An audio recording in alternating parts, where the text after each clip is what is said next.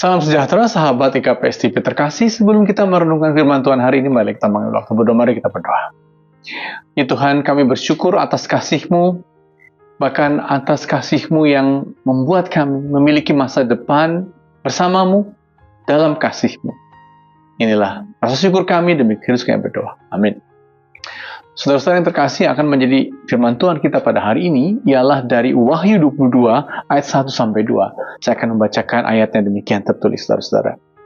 Lalu ia menunjukkan kepadaku sungai air kehidupan yang jernih bagaikan kristal dan mengalir keluar dari takhta Allah dan anak domba itu. Di tengah-tengah jalan kota itu, yaitu di kedua sisi sungai itu, ada pohon kehidupan yang berbuah 12 kali, tiap-tiap bulan sekali. Daun pohon itu dipakai untuk menyembuhkan bangsa-bangsa. Saudara, apa yang kita baca tadi dari kitab Wahyu, dan kitab Wahyu ini memang bukan kitab yang umum, sebab dia punya corak yang sering disebut corak apokalipsis. Maksudnya apa? Coraknya adalah corak pewahyuan, dan pewahyuan itu karena Yohanes punya visi, punya penglihatan, dan penglihatannya dengan simbol-simbol, dengan tanda-tanda yang tidak langsung jelas. Misalnya saudara-saudara, dikatakan ada 7 berkat, ada 7 kaki dian, ada 7 roh, ada 7 bintang, ada 7 meterai, 7 gulungan, dan pada bagian akhir dari kitab Wahyu dikatakan bahwa dia melihat langit bumi baru disingkapkan dan Yerusalem turun dari langit dan datang di tengah-tengah kehidupannya. Nah, saudara-saudara, pernyataan tadi ini ketika kita membacanya di dalam ibadah. Maksudnya apa? Seperti Wahyu 1 ayat 3, berbahagialah yang membacakan dan mendengarkannya. Jadi kita diminta untuk membaca, mendengarkannya, dan menafsir apa pesannya dengan simbol-simbol tadi. Kitab ini bukan untuk meramalkan kejadian yang akan datang. Bukan untuk menunjukkan bahwa akan terjadi Yerusalem seperti turun, seperti sebuah kota nyata. Bukan, saudara-saudara. Tapi kitab ini ingin membuka kepada kita makna rohani kehidupan, dan kalau begitu kita dapat meyakini makna rohani itu dan kita menjalaninya bersama Tuhan. Dan saudara-saudara, yang penting juga bahwa ini terjadi karena Kristus. Jadi kita yang hidup bersama Kristus, mendengarkan kitab Wahyu, melihat dan ikut merasakan simbol-simbolnya, itu membuat kita bersama Kristus dapat memahami kehidupan kita, memahaminya secara rohani. Dan sekarang kita diminta untuk memahami bahwa langit bumi baru akan dinyatakan dan Yerusalem akan diturunkan. Apa artinya, saudara-saudara?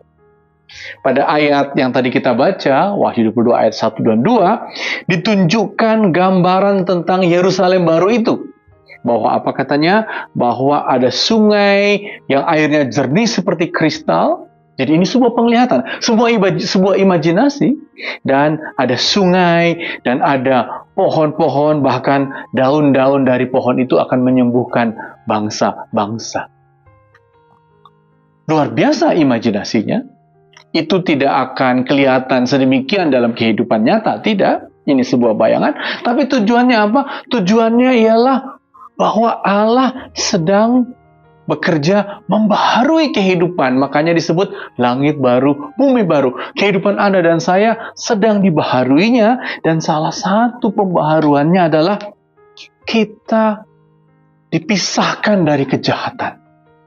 Dalam Wahyu 21 ayat 4 dikatakan, air mata tidak ada lagi, maut tidak ada lagi. Dengan kata lain, kuasa kejahatan tidak akan mampu mengalahkan kita bersama Kristus.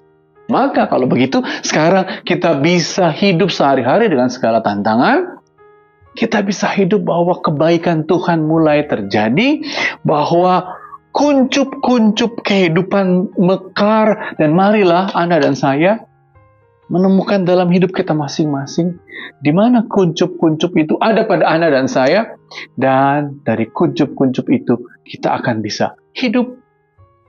Kejahatan tidak menguasai kita lagi, pembaharuan hidup kita akan berlangsung, dan marilah kita, kalau begitu, sekarang juga bersama-sama Tuhan membaharui hidup kita.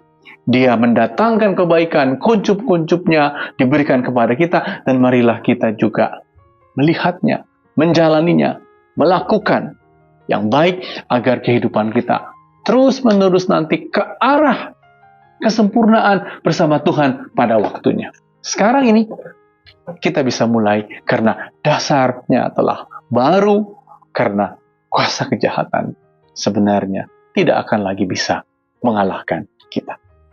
Amin, mari kita berdoa. Ya Tuhan, kami bersyukur karena Engkau menyingkapkan rahasia terbesar, yaitu Engkau memulai kerajaan-Mu, mengalahkan yang jahat di tengah-tengah kehidupan kami. Karena itu kami dapat berjalan, bekerja, dan mendapatkan berkat-berkat-Mu dari waktu ke waktu, sampai Maranatha. Inilah doa kami, dan Yesus kami berdoa. Amin.